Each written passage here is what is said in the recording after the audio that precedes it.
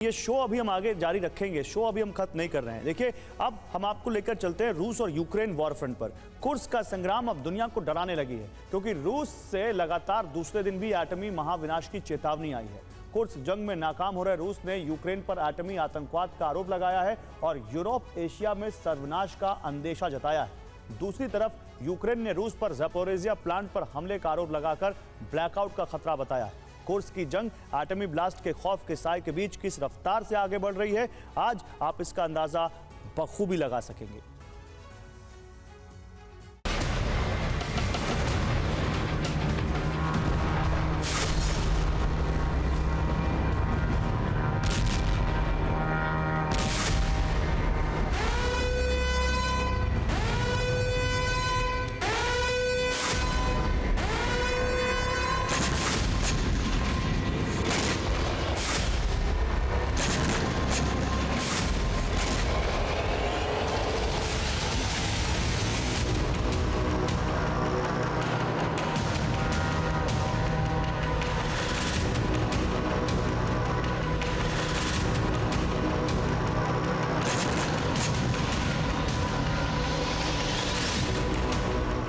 Kursk में यूक्रेनी सैनिकों की ललकार और 24 घंटे के भीतर रूसी सरकार की दूसरी बार गुहार।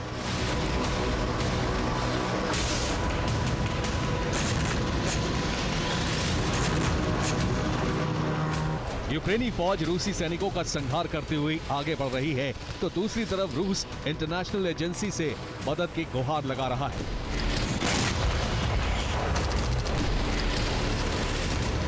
कुर्स्क की जमीन पर हो रहे धमाके तो पूरी दुनिया को नजर आ रहे हैं, लेकिन कुर्स्क का एक ठिकाना ऐसा भी है जहां एटमी धमाके की 2 बार कोशिश हो चुकी है।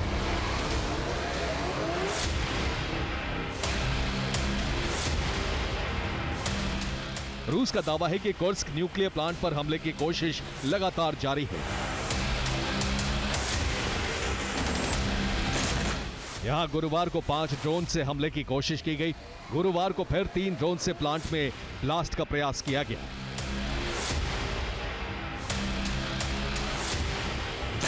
एक दिन पहले ही पुतिन ने खुद दुनिया को बताया था कि यूक्रेन कुर्स्क परमाणु प्लांट में हमले की कोशिश में है। अब रूसी मीडिया और विदेश मंत्रालय की प्रवक्ता मारिया ज़खारोवा ने यूक्रेन पर आरोप लगाया है। ज़खारोवा का दावा है कि यूक्रेन परमाणु आतंकवाद के रास्ते पर है। IAEA को यूक्रेन पर एक्शन लेना चाहिए। यूक्रेन की तुलना ISIS जैसे संगठनों से की गई है।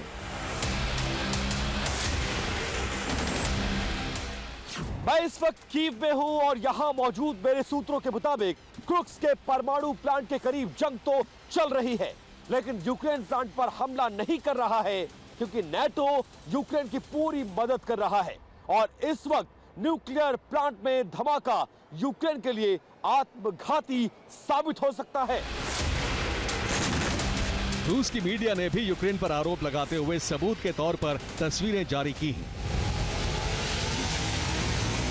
दावा है कि ये उसी ड्रोन का टुकड़ा है जो कुर्स्क परमाणु प्लांट के करीब गिराया गया। हमले का आरोप इस ग्रेनेड की तस्वीर से लगाया जा रहा है। ड्रोन के एक और टुकड़े की तस्वीर है जिससे विस्फोट की साजिश का आरोप है।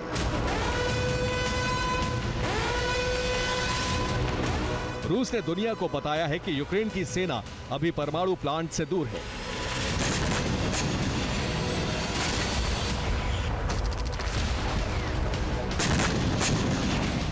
लेकिन ड्रोन से लगातार परमाणु प्लांट में धमाका करने की कोशिश हो रही है। धमाका हुआ तो रेडिएशन से रूस क्या, यूक्रेन और यूरोप भी तबाह हो सकता है।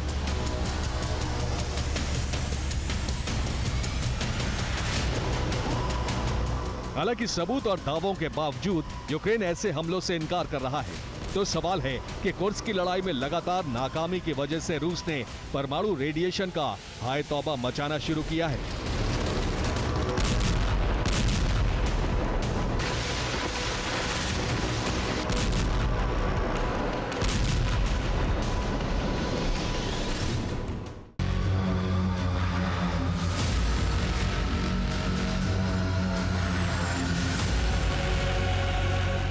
कुर्स्क या ज़पोरिज़िया, दोनों परमाणु प्लांट में धमाके से महातबाही निश्चित है। यही वजह है कि अब कुर्स्क की जंग को रूस अंतर्राष्ट्रीय मुद्दे में तब्दील करता दिख रहा है।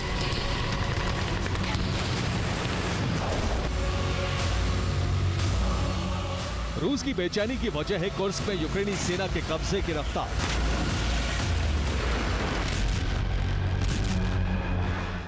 अगस्त को शाम करीब 5:05 पर यूक्रेनी फौज सूमी के 3 दिशाओं से कुर्स्क में घुसी।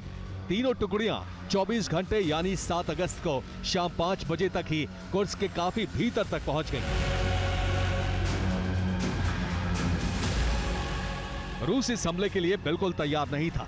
रूस को लगा कि यूक्रेनी सैनिकों को वापस खदेड़ दिया जाएगा, लेकिन ऐसा हो नहीं सका।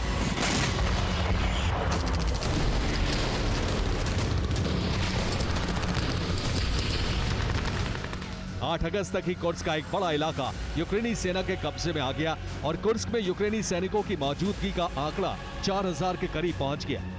9 अगस्त को 2 दिशाओं में यूक्रेनी सेना काफी आगे तक निकल गई, लेकिन फिर रूसी फौज ने मुकाबला किया और पूर्वी हिस्से से सिमटी हुई यूक्रेनी सेना पश्चिम में तेजी से बढ़ने लगी।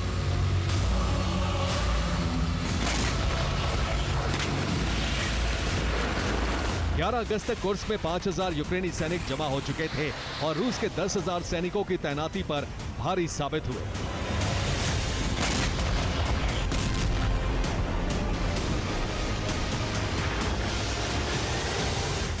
अगस्त से 15 अगस्त तक यूक्रेनी सैनिक बेहद तेजी से आगे बढ़ते गए। रूस अपने सैनिकों की संख्या बढ़ाता रहा, लेकिन यूक्रेनी फौज का रास्ता नहीं रोक पाया।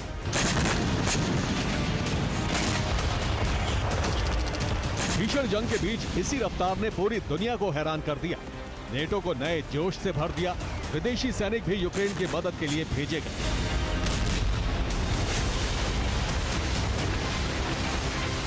अब 16 अगस्त से 22 अगस्त तक यूक्रेनी सेना की इसी रफ्तार को देखकर पुतिन की रणनीति पर सवाल उठने लगे हैं। आप अंदाजा लगा सकते हैं कि कुर्स्क का कितना बड़ा इलाका यूक्रेन के कब्जे में है। हालांकि यूक्रेन को कुर्स्क के विजय अभियान में बड़ा नुकसान भी हुआ है। यूक्रेन के कई सैनिकों की मौत हुई है। रूसी मीडिया के मुताबिक कुर्स्क में यूक्रेन के 5137 सैनिकों की मौत हुई है। यूक्रेन के 69 टैंक नष्ट किए जा चुके हैं। यूक्रेन 400 सैन्य वाहन भी गंवा चुका है।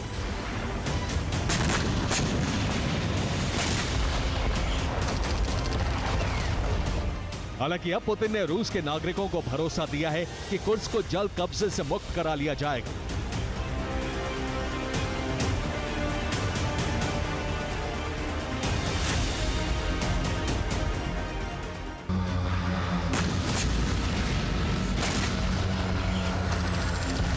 कुर्स्क में जंग से यूक्रेन को कई फायदे हुए हैं। यूक्रेन खार्किव में अपनी खोई हुई जमीन वापस लेने लगा है।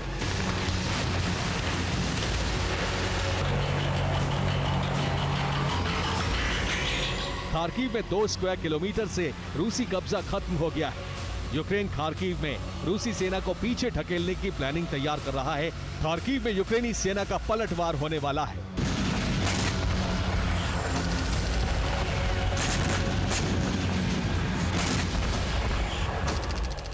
वॉर एक्सपर्ट्स के मुताबिक यूक्रेन भले ही क्रुक्स और खार्किव में जंग को जीतकर खुशी मना रहा है, लेकिन पुतिन क्रुक्स में यूक्रेनी सैनिकों को ढील देकर यूक्रेन के बहुत बड़े हिस्से पर कब्जे की रणनीति पर काम कर रहे हैं।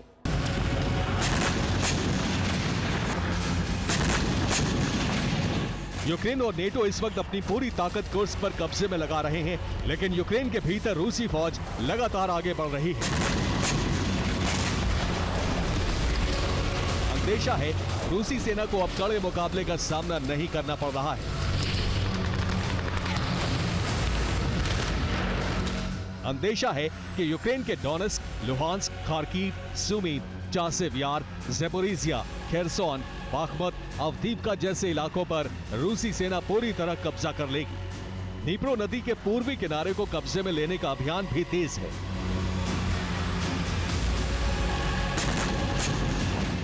माना जा रहा है कि कुर्स्क को पुतिन यूक्रेन के लिए चारे के तौर पर इस्तेमाल कर रहे हैं और यूक्रेन के कई इलाकों पर कब्जे के बाद कुर्स्क में घेरकर यूक्रेनी सेना का संहार किया जाएगा।